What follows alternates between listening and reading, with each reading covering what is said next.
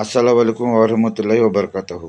ముస్లిం ఐక్యవేదిక తెలంగాణ ఖమ్మం జిల్లా అధ్యక్షుడిని అహ్మద్ని మాట్లాడుతున్నాను. మన ముస్లిం సమాజం ఆర్థికంగాను సామాజికంగాను వెనుకబడటానికి కారణం ఏమిటి? ఎవరు?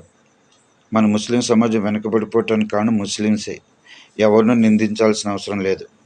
మనం ఉన్నటువంటి స్థితి నుంచి, అంటే మనం ఉన్న స్థితి నుంచి ఉన్నత స్థితికి రండి, కలెక్టర్లు అవ్వండి, మినిస్టర్లు అవ్వండి అని ఎవ్వరు మనల్ని ఎంకరేజ్ చేయరు. మనమే వెనకబడిపోతున్నాం. ముస్లిం సమాజంలో 99% మంది డ్రైవర్లు గాను, ఆటో డ్రైవర్లు గాను, లారీ డ్రైవర్లు గాను, మెకానిక్లు గాను, మాంసం అమ్ముకునే వాళ్ళు గాను మిగిలిపోతున్నారు. ఒక ముస్లిం ఆటో డ్రైవర్ అయితే కొడుకు ఆటో డ్రైవర్ అవుతున్నాడు. ఒక మెకానిక్ ఆటో డ్రైవర్ అయితే కొడుకు మెకానిక్ అవుతున్నారు.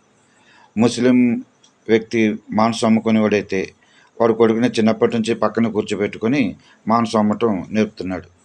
అంటే మన ముస్లిం సమాజంలో అందరూ ఆటో డ్రైవర్లు గాను, మెకానిక్లు గాను, మాంసం అమ్ముకునే వాళ్ళగాను మిగిలిపోవాల్సిందేనా? ఒక డ్రైవర్ కొడుకు కలెక్టర్ కాలేడా? ఒక మెకానిక్ కొడుకు మినిస్టర్ కాలేడా? మాంసం అమ్ముకునేవాడు కొడుకు డాక్టర్ కాలేడా? ఒక టీ అమ్ముకునేవాడు ప్రైమ్ మినిస్టర్ కాగలిగినప్పుడు వీళ్ళు ఎందుకు అవ్వలేరు? కాబట్టి పద్ధతి మార్చాలి. అది మన నుండే మొదలవ్వాలి. మన ముస్లిం సమాజం అభివృద్ధి సాధించాలంటే ప్రతి కుటుంబం నుంచి ఒక డాక్టరు, ఒక మినిస్టరు, ఒక ఐఏఎస్ ఆఫీసరు, ఒక ఐపీఎస్ ఆఫీసరు రావాలి. అప్పుడే మన ముస్లిం సమాజం అభివృద్ధి చెందుతుంది. మన ముస్లిం సమాజం అభివృద్ధి చెందాలి అంటే ముస్లిం రాజకీయ రిజర్వేషన్ సాధించాలి. సాధిద్దాం.